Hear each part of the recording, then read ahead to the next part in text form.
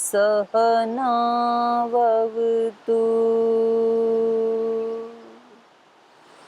सहनौ भुनक्तु सह वीर्यं करवावहै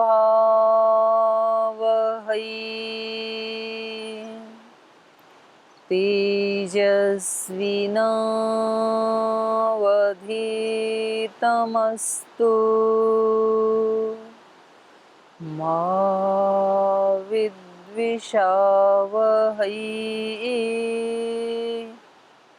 ओम शांति शांति शांति।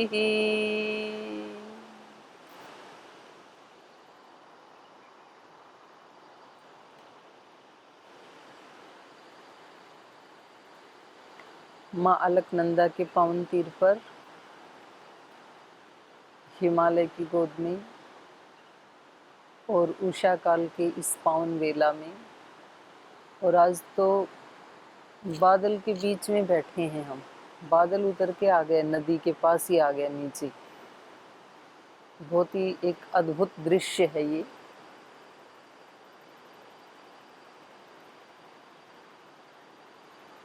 बादल के भी बीच में बैठे हैं, हिमालय के भी बीच में बैठे हैं। और वैसे देखें तो हम प्रार्थना करते हैं हिरण्यगर्भः समवर्तताग्रे। जैसे माँ के गर्भ में या कोई मुर्गी आदि जो अंडा आदि देते हैं तो उसके बीच में जैसे बच्चे रहते हैं, ऐसे ही हम उस भगवान के गर्भ में सदा ही स्थित हैं। ये सारी पृथ्वी, ये सूर्य, चंद्र, नक्षत्र सब भगवान के गर्भ में ही हैं। जैसे माँ के गर्भ में शिशु निवास करता है, ऐसे हम हमेशा निवास करते हैं। जो मुक्त आत्माएं हैं वो भी भगवान के गर्भ में ही हैं, और जो बद्ध आत्माएं हैं वो भी भगवान के गर्भ में ही हैं। तो फिर दोनों में अंतर क्या है? जब दोनों उसी के ही अंदर हैं तो दोनों में अंतर इतना ही है, जो मुक्त आत्माएं हैं वो उसकी अनुभूति कर पाती हैं कि हम आनंद स्वरूप के भी साथ हैं, उसके साथ वननेस फील होता है उनको।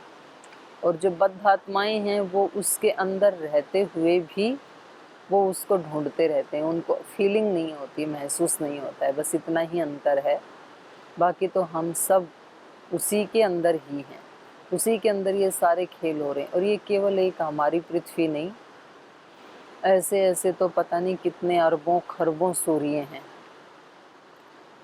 सत्यार्थ प्रकाश में एक जगह किसी ने महर्षि दयानंद से पूछा कि भगवान तो सर्वज्ञ हैं, तो वो तो सब कुछ जानते हैं। बोले हाँ, सब कुछ जानते हैं। तो बोले क्या भगवान अपने आप को, अपनी इस सृष्टि को भी जानते हैं? ये सृष्टि कितनी है? तो उन्होंने कहा कि हाँ जानते हैं, लेकिन क्योंकि ये सारी सृष्टि, ये सारा ब्रह्मांड अनंत है, इसलिए वो भगवान भी उसको अनंत के रूप में ही जानते हैं। उसका कहीं शांत नहीं है। अनंत को शांत कैसे किया जा सकता है? तो जैसे ऋषि जब असंप्रज्ञात समाधि की अवस्था में या निर्बीज समाधि की अवस्था में कहते हैं कि वो अनंत है, माने अनंत को अनंत रूप में जानते हैं, ऐसे स्वयं ईश्वर भी अपने अनंत रूप को अनंत रूप में ही जानता है। मतलब अंत उसको भी नहीं पता है, क्योंकि अंत है ही नहीं, तो कैसे पता लगे। और इस अनंत ब्रह्मांड में अनंत आत्माएं हैं, आत्माओं की कोई गिनती नहीं है। कई बार लोग पूछते हैं, बोले जी अभी आबादी बढ़ गई, कभी आत्माएं कम थी, जनसंख्या कम थी। तो ये हम मनुष्यों की दृष्टि से हम ऐसे कम ज़्यादा ऐसे सोचते रहते हैं, जनसंख्या देखते रहते हैं। वास्तव में तो अनंत अनंत आत्माएं हैं, उनकी कोई गिनती नहीं है। पता नहीं कितनी आत्माएं हैं, और उन सारी करोड़ों करोड़ों करोड़ों अरबों खरबों सब आत्माओं में से हमें मनुष्य का जन्म मिल गया। देखो कितनी बड़ी बात। मानव का शरीर मिल गया, मानव की बुद्धि मिल गई, पढ़ने के लिए ये ग्रंथ मिल गए, ऋषियों का बताया हुआ सामने रास्ता, वहाँ आकर खड़े हो गए। कितनी बड़ी बात है ये, बहुत बड़ी बात है। कितनी खरबों खरबों आत्माएं हैं यहाँ पे। हाँ, हमें मालूम पड़ गया, अब केवल चलना है, बस छोटा सा काम बचा है। हम यदि ऐसे सोचें कि वही मोक्ष तक पहुँचना है, तो हम एक पहाड़ के शिखर तक पहुँच गए, बिल्कुल नज़दीक हैं। और नीचे तो कितने सारे जीव जंतु, वृक्ष, पौधे, लताएं, वनस्पतियाँ। अब ये छोटे छोटे पौधे हमारे सामने खड़े हैं, देखो नन्हे नन्हे से। छोटा सा घास का पौधा, कितना छोटा सा उसमें फूल आया है, तो वो यहीं पर ही अपने आप को अभिव्यक्त कर रहा है। ये भी तो कभी तो मुक्त होना चाहेंगे। ये सब जीव आत्माएं हैं। यहाँ पक्षियों का कलरव सुनाई दे रहा है, पास में ही कहीं शायद जंगली मुर्गा होगा, उसकी बांग सुनाई दे रही है। इधर कहीं वो बंदर बैठे हैं पर्वत के ऊपर। तो ये सारी आत्माएं, मतलब इनको भी मोक्ष प्राप्त करना है। ये सब वेटिंग लिस्ट में हैं। हम इनसे बहुत आगे बैठे हुए हैं। और इतना सुंदर शरीर प्राप्त करके मनुष्य का, और फिर भी यदि हमें ये अनुभूति ना हो कि हम मोक्ष के लिए या भगवान का साक्षात दर्शन करने के लिए कुछ प्रयास करें, तो ये तो वास्तव में फिर महती विनष्टि हो जाएगी। जैसे उपनिषदों में कहा ना, यह चेद अवेदित अथ सत्यमस्ति, न चेद यह अवेदित महती विनष्टि। तो उसका साधन यही है। 3 जो आवरण हैं हमारे चित्त के, मल, विक्षेप, आवरण, 3 बाधाएं हैं मुख्य रूप से। जैसे किसी शीशे के ऊपर गर्दा आ जाए, मल चढ़ जाए, तो फिर उसमें हमें हमारा चित्र दिखाई नहीं देगा, उसको बोलते हैं मल। और अगर वो दर्पण हिलता डुलता रहे तो भी हमें अपना चेहरा दिखाई नहीं देगा उसमें, उसको बोलते हैं विक्षेप। और अगर उसके ऊपर कोई पर्दा ला के डाल दिया जाए या अखबार ला के ढक दिया जाए तो बिल्कुल ही नहीं दिखेगा, उसको बोलते हैं आवरण। तो ऐसे ही हमारे चित्त के ऊपर कुछ मल हैं, विक्षेप हैं, आवरण हैं। तो मल को कैसे हटाया जाए, धूल को कैसे हटाया जाए? धूल को तो डस्टर से पूछा जाए। तो यहाँ पर डस्टर क्या है? वो है तपस्या। सबके जीवन में अलग अलग प्रकार के द्वंद्व आते हैं, सबके जीवन में एक जैसे नहीं आते हैं, सबकी सिचुएशन अलग अलग हैं। तो ब्रह्मचारियों के अलग हैं, सन्यासियों के अलग हैं, गृहस्थ लोगों के अलग हैं, बिजनेसमैन के द्वंद्व अलग हैं, एक लेबर के अलग हैं, एक महिला के अलग हैं, पुरुष के अलग हैं, एक गृहिणी के अलग हैं, एक ऑफिस में काम करने वाली बहन के अलग हैं। सबके जीवन में अलग अलग सिचुएशन है, अलग अलग संघर्ष हैं। अब उन सब को सहना, उन सब को फेस करना और वहाँ अड़िग रहना, उनको उनसे जूझते हुए भी ये अभिप्सा बनाए रखना, तो फिर हमारे चित्त के मल हट जाते हैं। मल हट जाते हैं तपस्या करने से। विक्षेप, विक्षेप मतलब हमारा चित्त स्थिर नहीं होता है। ध्यान के लिए बैठें, उपासना के लिए बैठें, पूजा के लिए बैठें, या कोई भी काम कर रहे हैं हम, खाना बनाने के लिए हम किचन में जाएं, या स्नान करने के लिए बाथरूम में जाएं, या हम कपड़े धो रहे हैं या पोछा लगा रहे हैं, कोई भी काम करते हुए हमारा मन वहाँ नहीं होता है। हमारा मन अन्यत्र इतस्ततः कहीं भ्रमण कर रहा होता है। तो इसको बोलते हैं विक्षेप। जब हमारा चित्त इतना चलायमान रहता है, स्थिर नहीं होता है, तो उसमें आत्मा का प्रतिबिंब दिखाई नहीं देता है। और उसको कैसे हटाएं फिर उस विक्षेप को, उसको स्थिर कैसे करें? क्योंकि हिल डुल रहा है ना चित्त हमारा, तो उसको ध्यान के द्वारा स्थिर हो जाता है। जब हम ध्यान में, उपासना में बैठते हैं, तो जैसे शरीर स्थिर होता है, वैसे ही फिर धीरे धीरे मन भी स्थिर होने लगता है। तो पहले मल को हटाने का उपाय है तपस्या, विक्षेप को हटाने का उपाय है ध्यान, उपासना करते ही जाएं, करते ही जाएं, वर्षों तक करते ही जाएंगे। और तीसरा है आवरण। जैसे कि आज ये बादल का आवरण यहाँ आ गया तो इसने सूर्य की धूप को ढक लिया, आकाश से लेके और नीचे यहाँ नदी तक आ गया पहाड़, ये बादल, तो ये है आवरण। तो ऐसे आवरण जब आ जाता है तो अब इसने इतने बड़े, छोटे से बादल के टुकड़े ने इतने बड़े सूर्य को ढक लिया है अपने उससे। तो ऐसे ही हमारे जो छोटे छोटे दोष हैं वो हमारी आत्मा के तेज को, आत्मा के स्वरूप को ढक लेते हैं। तो उनको कैसे हटाएं? तो उनको हटाएं हम स्वाध्याय से। स्वाध्याय का मतलब ये ही है, गायत्री आदि का जप करना, ओंकार का जप करना। तो उससे वो फिर एक घनीभूत जो पर्दा हो गया था वो फटने लगता है। ओंकार का जप करें, इसको स्वाध्याय कहा है। गायत्री का जप करें, बोल बोल करके करें और जितना संभव हो, मन मन में ना करें। स्टार्टिंग में बोल बोल के करने से वो फटता है, ध्वनि का भी अलग एक असर पड़ता है। और फिर ऐसे रामायण, गीता, उपनिषद, वेद, दर्शन, इन ऐसे शास्त्रों का स्वाध्याय करना चाहिए। तो फिर वो पर्दा फट जाता है, हट जाता है वो। तो हम ऐसे ही इस ग्रंथ का स्वाध्याय कर रहे हैं। और हम स्वाध्याय में कर रहे थे अयोध्या नगरी में भगवान श्री राम के दरबार में सब लोग उपस्थित हैं और वहाँ पर कुश और लव रामायण सुनाना शुरू करते हैं। उनका स्वर भी बहुत मधुर है, कंठ भी बहुत मधुर है और उनके हाव भाव सुनाने का तरीका, क्योंकि वो महर्षि वाल्मीकि जी के शिष्य हैं, तो इतने बड़े गुरु के शिष्य जो हैं तो इसलिए वो स्पेशल तो हैं ही।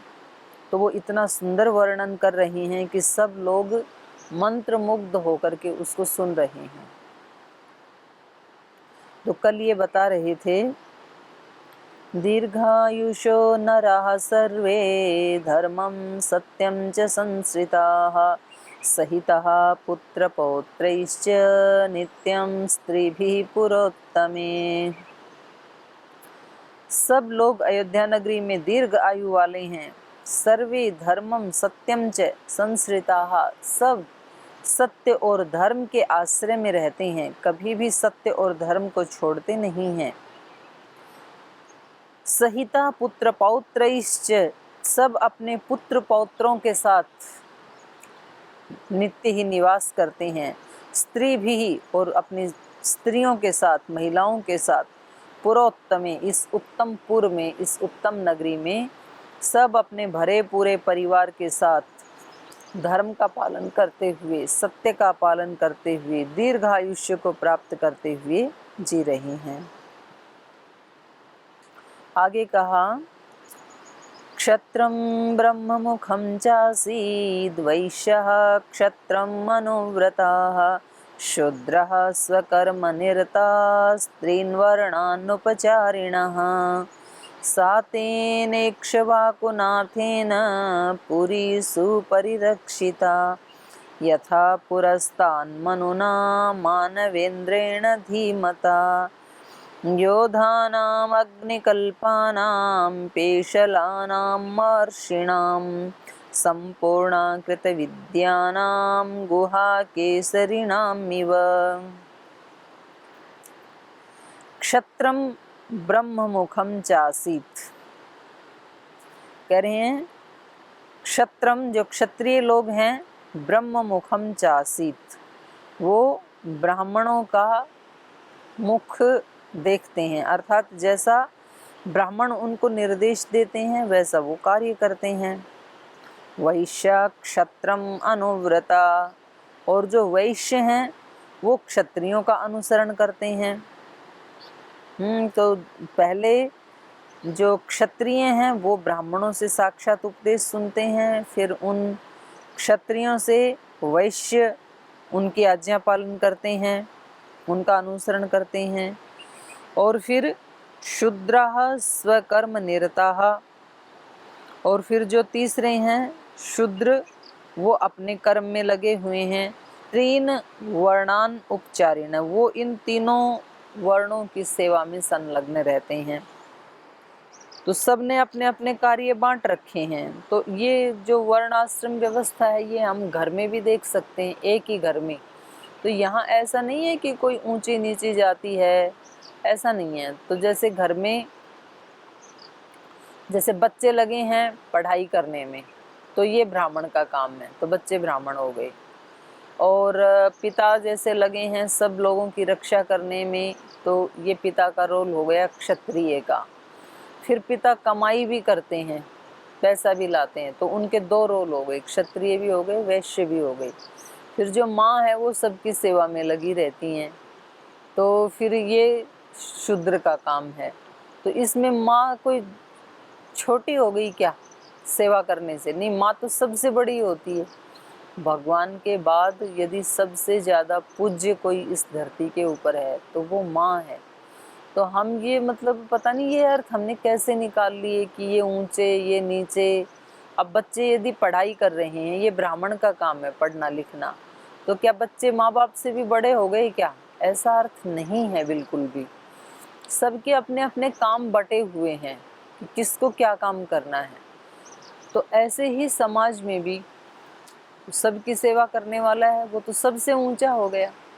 हमने इनके गलत अर्थ लेकर के और भेदभाव पैदा कर दिए समाज में, ऐसा अर्थ था नहीं इनका।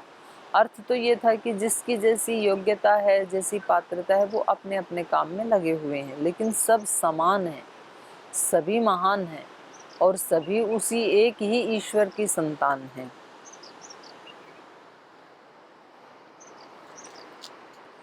सातेन इक्ष्वाकुनाथेन पुरी सुपरिरक्षिता यथा पुरस्तात्मनुना मानवेंद्रेण धीमता। तो कह रहे हैं ये जो अयोध्या नगरी है, सापुरी वह यह अयोध्या नगरी जो पुरस्तात् मनुना धीमता मानवेंद्रेण सुपरिरक्षिता, जैसे सृष्टि के आदि में मनु महाराज के द्वारा मानवेंद्रेण जो मानवता के राजा हुए, मनु से ही मानव बना, वहाँ से ही मनुष्य का ये वंश चला, तो इसलिए हम सब मानव कहलाते हैं क्योंकि हम सब मनु की संतान हैं। तो पुरस्तात् मनुना मानवेंद्रेण धीमतः, उन बुद्धिमान मानव के द्वारा, मनु के द्वारा जैसी ये अयोध्या नगरी बसाई गई थी, वह यह अयोध्या नगरी इक्ष्वाकुनाथेन, मनु को क्या कहा? इक्ष्वाकु वंश के स्वामी, क्योंकि सबसे पहले जो राजा हैं वो मनु ही हैं इक्ष्वाकु वंश के। तो कह रहे हैं इस इक्ष्वाकु वंश के जो स्वामी हैं मनु, जिन्होंने इस सारी मानवता को आगे बढ़ाया, उन्होंने जिस प्रकार इस अयोध्या नगरी को बसाया था, इसका प्रारंभ किया था, उसको वैसे ही मेंटेन करते हुए, बल्कि उससे भी कुछ थोड़ा सा बढ़ाते हुए महाराजा दशरथ के द्वारा ये पूरी सुपरिरक्षिता, अच्छी प्रकार से चारों तरफ से रक्षित है, चारों तरफ से इसकी रक्षा की जा रही है दशरथ के द्वारा। कैसे यहाँ पर योद्धा हैं वो बता रहे हैं। योद्धानाम अग्निकल्पानां पेशलाम अमर्षिणां संपूर्णा कृत विद्यानां गुहा केशरिणाम इव। तो पहले ऊपर ब्राह्मणों के बारे में बताया, ब्राह्मण कैसे हैं यहाँ पर, तो बताया था कि सब वेद वेदांगों में निष्णात हैं, सब देवता अतिथि इनको इनके पूजन करने में निरत रहते हैं, बहुत कृतज्ञ हैं, बहुत उदार हैं, अतिथियों की सेवा करने में शूरवीर हैं, विक्रम संयुता, ऐसे ब्राह्मण हैं। अब क्षत्रिय के बारे में बता रहे हैं कि यहाँ क्षत्रिय कैसे हैं। तो कह रहे हैं योद्धा नाम अग्निकल्पा नाम, जो यहाँ के योद्धा हैं वो अग्नि के समान है, मानो साक्षात आग है, प्रचंड उनके अंदर वेग है, प्रचंड शौर्य है, पराक्रम है, तो अग्नि जैसे हैं वो। योद्धानाम अग्निकल्पानाम पेशलाम अमर्षिणाम, मर्ष का अर्थ होता है सहना, अमर्ष मतलब न सहना। तो यहाँ ये योद्धा कैसे हैं? जो कभी किसी शत्रु को सहन नहीं करते हैं, माने कभी उनसे पराजित नहीं होते हैं। कोई इनकी नगरी के ऊपर टेढ़ी दृष्टि से देखे वो उनको सहन नहीं है। अमर्षिणाम, सहन न करने वाले, क्योंकि योद्धा यदि सहनशील हो गया तो वो तो सब कुछ सहता चला जाएगा, फिर वो लड़ेगा कैसे, लड़ पाएगा ही नहीं। इसलिए योद्धा को कैसा होना चाहिए, असहनशील। माने कोई हमारे देश की तरफ, हमारी सभ्यता या संस्कृति की तरफ कोई तीखी दृष्टि करके भी क्या उठाए, मतलब दृष्टि से देखे तो भी हमें सहन नहीं है। अगर वो कोई प्रहार करे या अंदर आने की कोशिश करे सीमा के अंदर, वो तो बहुत ही बड़ी बात है। अगर कोई बुरी दृष्टि से भी देखे हमारी तरफ तो भी वो योद्धा उसको सहन नहीं करते हैं। तो ऐसे यहाँ पर योद्धा हैं। पेशलाम अमर्षिणाम, सहन न करने वाले हैं वो। संपूर्ण कृत विद्या नाम, और ऐसे नहीं है कि बस वो केवल हथियार चलाते हैं और उनको कोई ज्ञान विज्ञान नहीं, वो पढ़े लिखे नहीं हैं। संपूर्ण कृत विद्या नाम, सभी विद्याओं को उन्होंने पढ़ा है। कितनी अच्छी व्यवस्था मानी जाएगी वो, जहाँ पर मैंने सुना कि जो अपना ये नालंदा जो विश्वविद्यालय था, और वहाँ पर जो विदेशों से भी जो पढ़ने के लिए छात्र आते थे, जो स्टूडेंट्स आते थे, तो वहाँ गेट के ऊपर जो सिक्योरिटी गार्ड खड़ा है वो भी विद्वान होता था। तो पहले तो प्रवेश करने से पहले पहला इंटरव्यू वो ही लेता था, सिक्योरिटी गार्ड ही। तो जो आधे जो बिल्कुल ढीले ढाले लोग हैं, बुद्धिहीन लोग हैं, उनको तो वही वहाँ से वापस भेज देता था। माने गेट के अंदर एंट्री नहीं है।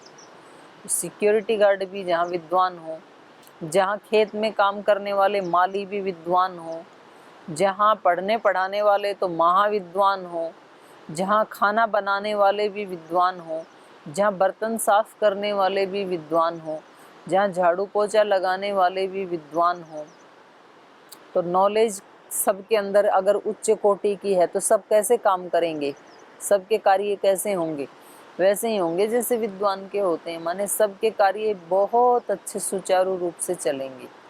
तो इसलिए यहाँ क्षत्रिय भी कैसे हैं, इनका ये नहीं है कि वो बस ऐसे अल्हड़पने में केवल बाण चलाते हैं, धनुष चलाते हैं, बाकी उनको नहीं पता कि क्या वेद दर्शन उपनिषद हैं, ऐसा नहीं है।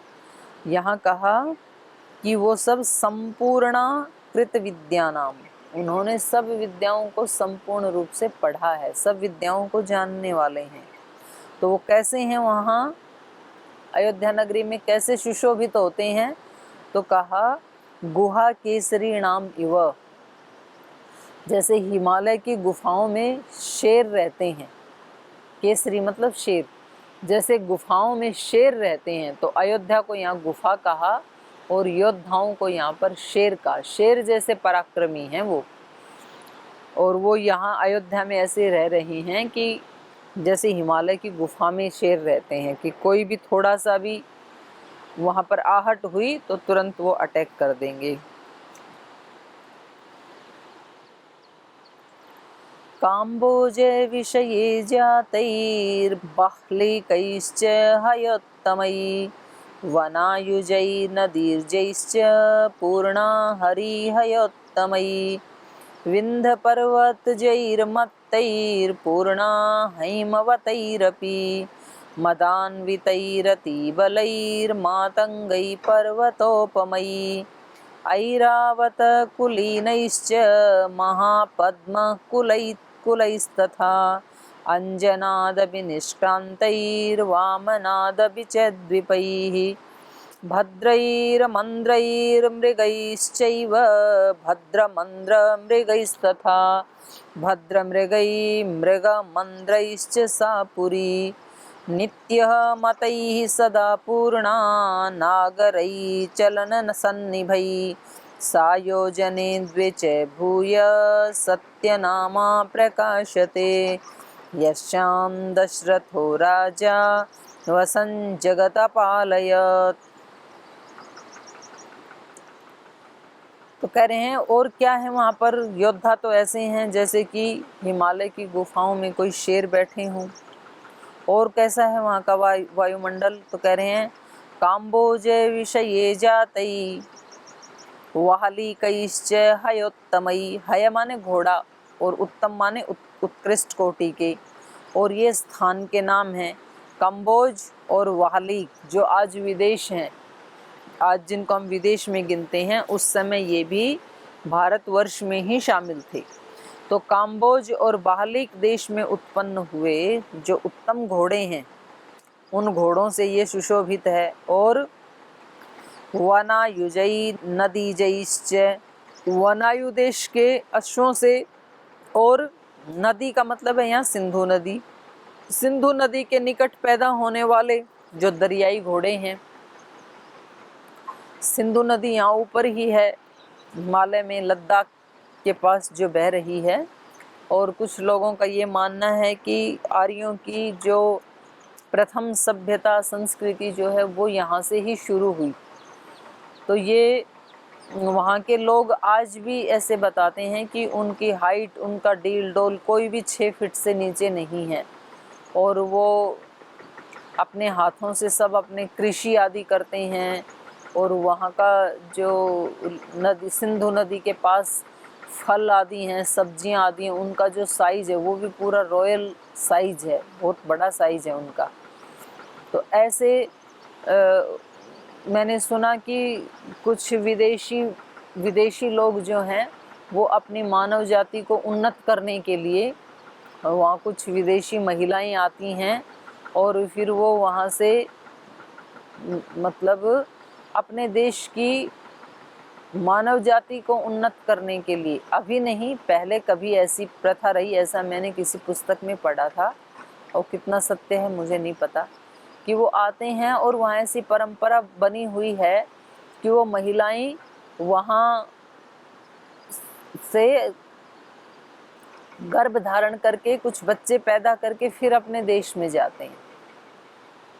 तो क्योंकि वो भी अपनी मानव जाति को उन्नत करना चाहते हैं। तो ऐसे लोग वहाँ रहते हैं जो बहुत महातेजस्वी हैं, जिनके डील डोल, जैसे हम महाराणा प्रताप को देखते हैं, ऐसे लोग वहाँ पर हैं।